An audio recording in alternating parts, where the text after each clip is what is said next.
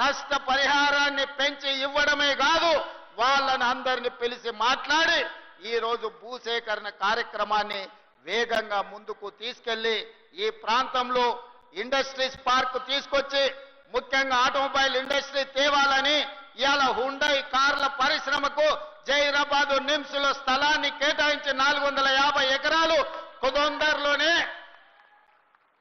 Hyundai కార్ల ఉత్పత్తి సంస్థ ఇక్కడ వాళ్ళ కార్యక్రమాలను ప్రారంభించబోతుందని తెలియజేయడానికి నేను సంతోషపడుతున్నా.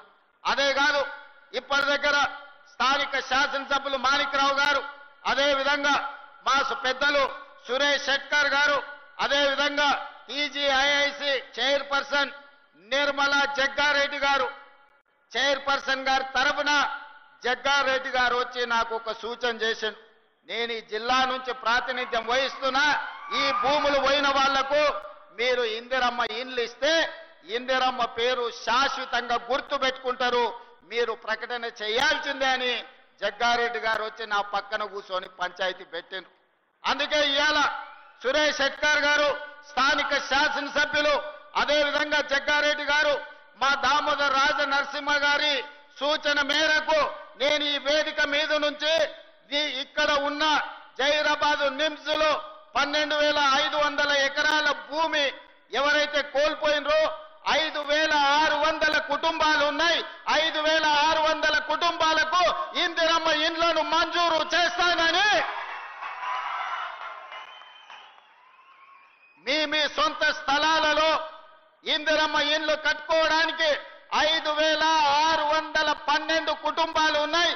మా అధికారులు సమాచారం అందించారు.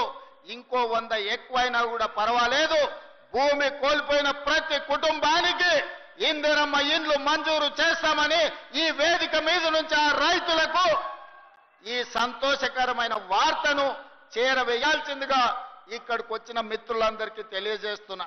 ఎందుకంటే భూమి పోయిన వాళ్ళందరూ కూడా ఈ సభకు రాకపోయి ఉండొచ్చు. అందుకే స్థానిక పార్లమెంట్ సభ్యులు, స్థానిక శాసనసభ్యులు, అదే విధంగా మా జగ్గారెడ్డి గారికి ప్రత్యేకమైన బాధ్యత ఇస్తున్నా. ఈ 5,612 కుటుంబాలను అందరినీ పిలిచి జగ్గారెడ్డి గారు మంచి భోజనం పెట్టి వాళ్ళ ఇండ్ల పట్టాలు ఇప్పించే బాధ్యత మా జగ్గారెడ్డి గారి మీదనే పెడుతున్నా. వారు వచ్చి ప్రత్యేకంగా ఇక్కడ ఒక ఫంక్షన్ హాల్ తీసుకొని ఆ కుటుంబ సభ్యులందరినీ కూడా పిలిచి వాళ్ళకు ఒక మంచి భోజనం పెట్టి వాళ్ళందరూ కూడా ఇందిరమ్మ ఇండ్ల పట్టాలు ఇచ్చే విధంగా కార్యక్రమాన్ని చేపట్టవలసిందిగా వారికి సూచన చేస్తున్నా. అదే విధంగా కలెక్టర్ గారికి, ఇతర ఉన్నతాధికారులందరికీ కూడా ఆదేశాలు ఇస్తున్నా. భూమి కోల్పోయిన వాళ్ళందరికీ కూడా ఇందిరమ్మ ఇండ్లు మంజూరు చేయడానికి అవసరమైన కార్యాచరణను మొత్తం సిద్ధం చేయండి అని చెప్పి నేను ఈ సందర్భంగా వారికి ఆదేశాలు ఇస్తున్నా. అదే విధంగా జహీరాబాద్ మున్సిపాలిటీకి సంబంధించి జహీరాబాద్లో జరగాల్సిన అభివృద్ధి కార్యక్రమాల గురించి సురేష్ శెట్కర్ గారు చెప్పిండ్రు, దామోదర్ రాజ నరసింహ గారు చెప్పిండ్రు, అదే విధంగా శాసనసభ్యులు చెప్పిండ్రు. తప్పకుండా దానికి సంబంధించి ఒక ప్రత్యేకమైన సమీక్ష చేసి ఏమేమి ఇవ్వగలుగుతామో మున్సిపాలిటీలో, అదే డ్రైనేజ్ వ్యవస్థ కావచ్చు, సీసీ రోడ్లు కావచ్చు, తాగునీటి సమస్య కావచ్చు, ఏమి నిధులు అవసరం అవుతాయో అధికారులందరినీ కూడా పిలిచి సమీక్ష చేసి జహీరాబాద్ నియోజకవర్గానికి అవసరమైన నిధులను మంజూరు చేయడానికి నాకు ఎలాంటి అభ్యంతరం లేదు. ఎన్నికలు వచ్చినప్పుడే రాజకీయాలు, ఎన్నికల తర్వాత అందరినీ కలుపుకొని అభివృద్ధి చేయడమే నా బాధ్యత. తప్పకుండా జహీరాబాద్ నియోజకవర్గ అభివృద్ధిని నేను మీకు మంజూరు చేస్తా.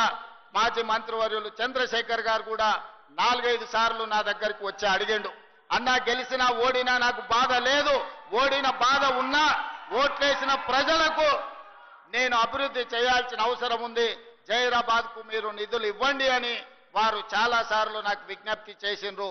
తప్పకుండా నిధులు మంజూరు చేస్తానని చెప్పి ఈ వేదిక మీద నుంచి వారికి నేను విజ్ఞప్తి చేస్తున్నా. అదే విధంగా నారాయణ ఖేడ్కు సంబంధించి మిత్రుడు డాక్టర్ సంజీవరెడ్డి గారు పెద్ద చిట్టే తీసుకొచ్చిండు. వాస్తవంగా వారు మాట్లాడాల్సిన అవసరం ఉండే ఈ వేదిక మీద, కానీ నాకు రేపు ప్రధానమంత్రి గారితో నీతి ఆయోగ్ సమావేశం ఉన్నది, విమానాలు కొన్ని రద్దవుతున్నాయి, నేను తొందరగా ఢిల్లీ చేరుకునేది ఉన్నది కాబట్టి వారికి మాట్లాడే అవకాశం రాలేదు. కానీ వారి విజ్ఞప్తి చేసిన టూరిజం, ఎకో టూరిజం సంబంధించి కానీ అదేవిధంగా బసవేశ్వర సంగమేశ్వర సాగునీటి ప్రాజెక్టు విషయంలో కానీ అదేవిధంగా వారు 150 ఎకరాల భూమిని కేటాయించడం, ఏదైనా ఇండస్ట్రీస్ మా నియోజకవర్గానికి తీసుకురావాలి అని వారు అడగడం జరిగింది. ఇదే కాకుండా చెక్ డ్యాం గురించి కూడా వారు నా దృష్టికి తీసుకొచ్చిండ్రు. తప్పకుండా నారాయణగేట్ శాసనసభ నియోజకవర్గానికి ఒక పక్కన సురేష్ శెట్కర్ గారు, ఇంకొక పక్కన డాక్టర్ సంజీవరెడ్డి గారు 2 కళ్ళలాకు అభివృద్ధిని చెయ్యాలనుకుంటున్నారు. వాళ్ళిద్దరూ నాకు అత్యంత ఆప్తులు. తప్పకుండా నారాయణగేట్ అభివృద్ధి కోసం ప్రత్యేకంగా ఒక సమీక్ష తీసుకొని సంజీవరెడ్డి గారు నాకు దృష్టికి తీసుకొచ్చిన నిధులను మంజూరు చేయడానికి, అనుమతులు ఇవ్వడానికి కూడా సంపూర్ణంగా ప్రయత్నం చేస్తా అని చెప్పి నేను వారికి విజ్ఞప్తి చేస్తున్నా. అదేవిధంగా దామోదర్ రాజనరసింహ గారు నా దృష్టికి తెచ్చిన 2 నేషనల్ హైవేలని, అండర్ పాస్ల గురించి 2 నేషనల్ హైవేల మీద యాక్సిడెంట్ అవ్వడం, లేకపోతే ప్రజలు చచ్చిపోవడం కూడా వారు ఇప్పుడు దృష్టికి తీసుకొచ్చారు. తప్పకుండా ఈ నేషనల్ హైవేస్ లో ఉండే అండర్ పాస్ల విషయంలో కేంద్ర ప్రభుత్వంతో మాట్లాడి నిధులు తీసుకొచ్చి తప్పకుండా ఈ ప్రాంత అభివృద్ధి కోసం నా వంతు సహకారాన్ని మీకు అందిస్తానని చెప్పి నేను విజ్ఞప్తి చేస్తున్నా. అదేవిధంగా లక్ష్మీకాంతరావు గారి వేదిక మీద ఉన్నారు, మదన్ మోహన్ రావు గారు ఉన్నారు, అంజిరెడ్డి గారు కూడా కొన్ని విషయాలను నాకు రిప్రజెంట్ చేసిన ఎమ్మెల్సీ గారు, వారు నూతనంగా ఎన్నికైనరు. వారికి కూడా ప్రజలకు చెయ్యాలన్న తాపత్రయం, చాలా సంవత్సరాలు వారు ప్రజా జీవితంలో ఉన్నారు. వారికి ఇప్పుడు శాసన మండలి సభ్యుడిగా అవకాశం వచ్చింది. తన వంతు అభివృద్ధి కార్యక్రమాలలో భాగస్వామి కావాలి అని వారు విజ్ఞప్తులు ఇచ్చిండ్రు. తప్పకుండా వాటిని కూడా పరిశీలించి అవసరమైన నిధులను మంజూరు చేయడానికి నేను ప్రయత్నం చేస్తాను. అదేవిధంగా ఈ మెదక్ జిల్లాలో ఈ రోజు పటాన్చెరు పారిశ్రామిక ప్రాంతం ఒక మినీ ఇండియా లాంటిది. ఆ మినీ ఇండియాను ఆనాడు ఇందిరమ్మ మంజూరు చేయబట్టి దేశం నలుమూలలో ఉన్న కార్మికులు ఎవరైనా ఏ ప్రాంతం వారైనా కడుపు చేత పట్టుకొని పటాన్చెరు ప్రాంతంలో వస్తే బ్రతకడానికి అవకాశాన్ని కల్పించి మీరు ఆదరించిండ్రు. ఒక మినీ ఇండియాకు ఈ మెదక్ ప్రాంతమే ప్రాతినిధ్యం వహిస్తుందన్న సంగతి ఈ సందర్భంగా మనం గుర్తు చేసుకోవాలి. ఈ రోజు ఈ మెదక్ జిల్లాలో బిహెచ్ఎల్ కావచ్చు, బీడీఎల్ కావచ్చు, ఇక్రిసాట్ కావచ్చు, ఈనాడు మనం అభివృద్ధి చేసుకుంటున్న నిమ్స్ కావచ్చు, ఇవన్నీ కూడా కాంగ్రెస్ పార్టీ అధికారంలో ఉన్నప్పుడు ఇందిరమ్మ ప్రధానమంత్రిగా ఉన్నప్పుడు జరిగిన అభివృద్ధి కార్యక్రమాలే. భవిష్యత్తులో కూడా ఈ అభివృద్ధి కార్యక్రమాలను ముందుకు తీసుకెళ్లే బాధ్యత మా ప్రభుత్వం తీసుకుంటుంది. ఈ మెదక్ జిల్లా ప్రాంతంలో అవసరమైన సాగునీరు గాని, తాగునీరు గాని, పరిశ్రమల యొక్క అభివృద్ధి గాని, పారిశ్రామిక వాడల కోసం కేటాయించే నిధులు గాని తప్పకుండా మేము మంజూరు చేస్తాం. అదేవిధంగా వెనకాల నుంచి జగ్గన్న చిట్టి అందిస్తూనే ఉన్నాడు. దామన్న చెప్పిండు, జగ్గన్న చిట్టి ఇస్తూనే ఉన్నాడు. సింగూరు ఒక మంచి పర్యాటక ప్రాంతం. సింగూరు నుంచి మంజిరా జలాలు ఈ రోజు నగరానికి దాహార్తిని తీరుస్తున్నాయి.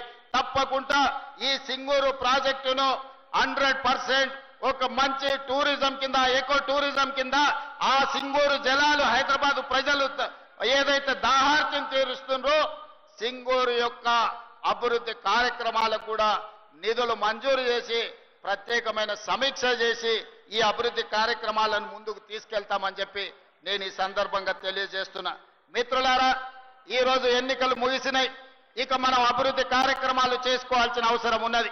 మీ అందరి సహకారం ఉండాలి, మీ ఆశీర్వాదం ఉండాలి. ఈనాడు మీకు అందరికీ తెలుసు, తెలంగాణ రాష్ట్రంలో 25,55,364 రైతు కుటుంబాలకు 20,617 కోట్ల రూపాయలు మొదటి సంవత్సరంలోనే రైతు రుణమాఫీ చేసి రైతులను అప్పుల బాధల నుంచి విముక్తి కలిగించిన ప్రభుత్వం మన ప్రభుత్వం అని చెప్పి రైతులకి